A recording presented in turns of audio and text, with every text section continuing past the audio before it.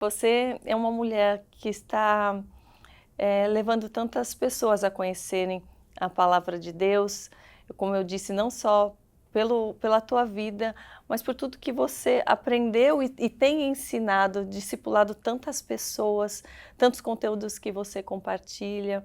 Então, essa é uma missão de quem tem gerado no secreto e tem visto o poder de Deus em todas as situações. E a palavra é secreto mesmo, né? É. Inclusive, foi de uma forma extraordinária que Deus falou comigo pela primeira vez no secreto. Eu sei que você crê e você sabe do sobrenatural, mas foi de uma forma muito especial. A gente estava falando aqui em off, né? Uhum. O quanto a timidez era uma das minhas prisões. E Deus usou uma pessoa tão simples para atravessar o país. Disse, ó, tem uma palavra de Deus para você. E ela saiu de Manaus e eu estava em Cuiabá. E ela falou assim, eu vim para trazer uma palavra de Deus para você. E ela era uma pessoa analfabeta. Assim, para ela entrar na minha casa, todo mundo falou, a Naira não fala com ninguém, você sério que você vai lá? E não era por antipatia, era timidez. Uhum. E ela falou, não, eu vou, eu sei que ela ama Deus, ela vai me ouvir. E ela falou assim, olha, eu tenho uma palavra, Deus vai se revelar para você na palavra e você vai ensinar muitos. Aí eu comecei a rir no meu coração, Karina. Eu falei, ah, tá. Eu falei, tá bom, eu não consigo abrir a boca nem para minha vizinha, como é que eu vou ensinar alguém? Mas isso era eu comigo mesmo. E ela falou assim, porque você tá rindo, igual Sara, igual Sara, porque você tá rindo, Deus vai te dar um sinal, amanhã essa mesma hora. Ela falou, olha no teu relógio, era 3 horas da tarde, uma pessoa vai entrar aqui na tua casa pedindo ajuda, você vai abrir a Bíblia, você vai ensinar com a maior facilidade. No dia seguinte, Karina, tocou na campainha, 3 horas da tarde. Eu olhei pelo olho mágico, era minha vizinha, falei, ah, tranquila, minha vizinha. E abri a porta assim, tranquila. Ela falou, Naira, você é evangélica, né? Sou. Ela falou assim, então eu me converti ontem. Você pode me ensinar a palavra? Eu tô com uma sede. Eu falei, eu não sei falar. Aí eu falei para ela, olha, eu posso tentar. Aí eu abri a Bíblia, nunca vou esquecer, abri no livro de Esther. Meu Deus, podia ser um livro mais fácil, né? Livro de Esther, o que eu vou ensinar para ela? Mas de repente tudo fazia sentido. Parecia que tudo saltava, as letras saltavam. Era a revelação, eu comecei a entender tudo. Eu falei, meu Deus, como pode? Aí eu falava com empolgação. Ela falou, mas você falou que você não conhecia a Bíblia. Ela falou, eu não conheço não. eu vou te dizer uma coisa, é que ontem eu recebi essa palavra. Aí eu estava tão empolgada, era 6 horas da tarde, eu ainda estava falando. Aí eu telefonei, Vânia, olha o que aconteceu. Ela falou, agora acabou. Como assim? Nem começou, acabou. Ela falou, não, é porque você vai estudar a palavra. Se tranca 3 anos com Deus, de manhã, de tarde, de noite. E você vai estudar. Teologia você só vai fazer depois, primeiro com Ele. Aí eu falei, eu vou obedecer. Você já era cristã? Você já estava servindo? Então, como foi pensa esse numa início? pessoa porque eu me converti com 13 anos. A sua família era cristã já? Não, longe de ser isso. Eu nasci num lar onde tinha tudo que você pode imaginar, envolvido com as trevas, tudo. E então eu não conhecia Deus, nem de longe nem de perto. Uhum. Eu nunca tinha aberto a Bíblia e minha irmã foi a primeira a se converter e ela me levou. E eu me apaixonei por esse Deus maravilhoso e assim, o sobrenatural já começou desde a minha conversão, porque ele tinha que falar comigo de uma forma que eu entendesse. E como foi? E foi a coisa mais linda, porque dormindo, a gente estava num estado de pobreza absurda. E meu pai perdeu tudo, e quando eu falo é miséria mesmo. E dormia 5 irmãos no mesmo quarto, e eu escutei, Naira, mas olha, 5 irmãos, o que mais fazia era um atormentar o outro. Aí eu acordei, quem é agora, né? E quando eu vi meus 4 irmãos dormindo, eu não estava com pânico, mas me veio pânico, porque eu tinha muita visão, eu tinha muita... Aí eu pus o lençol para cima, eu falei, meu Deus, eu me converti, eu achei que tinha acabado essas coisas, que eu nunca mais ia ouvir essas coisas, que eu nunca mais ia ver. E essas visões que você tinha, você achava que era porque você era médium, porque você tinha tendência a desenvolver o lado espiritual? Porque muitos se confundem, né? Falar, a gente tem que desenvolver o nosso lado espiritual, e as pessoas acabam achando que é partir para isso.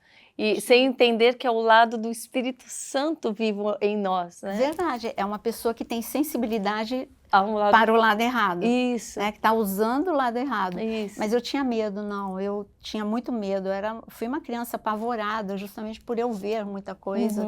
Eu não, falavam que eu tinha que desenvolver, Sim. mas eu morria de medo, eu nunca Sim. quis.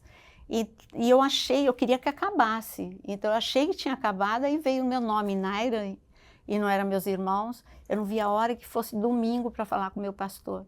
Aí eu falei para ele, tio Cássio, porque é da Igreja Cristo Salva em São Paulo que eu me converti, tio Cássio, pensei que tivesse acabado.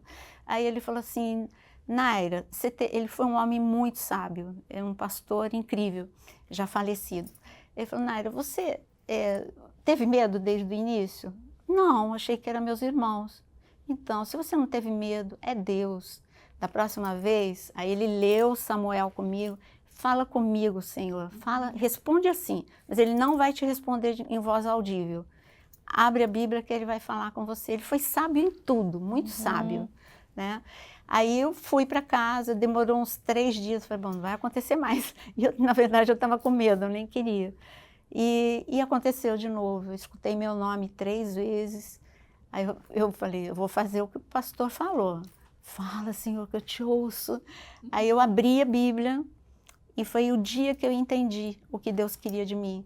Eu abri em Jeremias capítulo 1, onde está escrito, né, que tudo que iria enfrentar as lutas que a gente estava falando, mas que eu seria enviada pelas nações.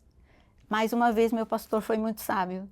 Ele falou assim, eu falei, pastor, eu olhei isso, ele falou, então, você tem chamado de missões, mas ele falou, mas você vai ter que se preparar, você vai ter que estudar a palavra, conhecer a palavra, vai ter que estudar línguas. Por isso que eu fui e estudei, né? Idiomas, e por isso que eu me tornei tradutora. E a princípio, assim, que você entendeu já que esse era um chamado, você já se entregou completamente? Tipo, esse é o chamado, então agora eu vou me preparar. Ou você ficou com receio, se era mesmo, se não era, se era de Deus? Então, eu mergulhei, igual você. Mergulhei fundo, assim. Podia ninguém acreditar em mim, mas eu acreditava no que Deus tinha falado para mim. Mas eu não fiquei anunciando. Eu levei a sério o que o pastor falou. Vai, se prepara. Sim. Aí na minha igreja, talvez você não conheça, mas ia Russell Shedd. Russell Shedd é assim, um dos maiores teólogos e especialista em escatologia. Aí veio a minha paixão, tá vendo? Aí eu ficava sentada, tipo, sabe quando Paulo fala que ficava sentada aos pés de Gamaliel? Eu ficava sentada aos pés de Russell Shedd. E o meu pastor falava assim, Nária, você está entendendo alguma coisa que ele está falando? Eu tinha 13 anos, Karina. Nossa. Você está entendendo alguma coisa do que ele está falando? Não. E por que você fica ouvindo escatologia? Sim. Porque eu sei que eu vou entender. Mas eu não entendo. Hoje eu não entendo uma palavra do que ele está falando, mas eu sei que eu vou entender. Então eu fui muito persistente na minha caminhada, perseverança mesmo, sabe? Eu queria conhecer Deus, eu me apaixonei pela palavra. E o que eu estava contando anos depois, e eu fui indo, 13 anos, 15 anos eu já estava trabalhando em missões. Estava na Missão Antioquia, Portas Abertas, Rádio Transmundial. E essa foi minha trajetória. Você tinha amizades já desde essa época que foram te fortalecendo? Porque essa é uma fase de adolescência que enquanto eles se sentem sozinhos, eles querem fazer parte de um grupo. Eu vejo muito isso, as pessoas se perdendo hoje só para poder pertencer a um grupo. E a caminhada cristã não é para todos que se sentem amparados, ou que têm amigos, ou que têm familiares que vão juntos, e nessa solidão acabam deixando que a semente não brote, né? E volta a estaca zero. Para você, esse período de adolescência, você se sentiu forte para permanecer? Então, por eu ser uma pessoa muito introspectiva, eu mergulhei de fato na igreja, e a minha igreja tinha, o que eu disse, Cristo Salva, era uma revolução naquele momento, era um avivamento. A igreja era composta de 80% de jovens. Então, e eram jovens ex-drogados, ex-tudo. E ali eu era muito acolhida no meio dos jovens e muito inspirada pelo meu pastor, que continuou, ele enxergou o chamado na minha vida. Então ele investiu. O que ele investiu? Quando Deus me usava, ele me ouvia. Eu era adolescente. O que ele fez? Aí você falou, como que você foi parar em Missão Antioquia? Porque o pastor Jonathan, da Missão Antioquia, ia pregar na minha igreja. E meu coração ficava acelerado, batia forte quando ele falava de missões. E aí o tio Cássio falava, olha, ela tem chamado de missões, investe nela, leva essa menina, ensina. E o pastor Jonathan acredita, com 15 anos, eu já estava com 15 aí. Com 15 anos ele tipo me adotou. Ele me levou, e eu comecei a trabalhar dentro de Missão Antioquia, não indo para missões, mas trabalhando nos bastidores, tendo contato com os missionários, fazendo tradução, já com 15 anos. Então esse foi o meu mundo, minha adolescência. É lógico que depois veio o momento que eu entrei na universidade e esfriei. Teve meu período que eu esfriei, mas depois Deus me pegou lá de volta, graças a Deus.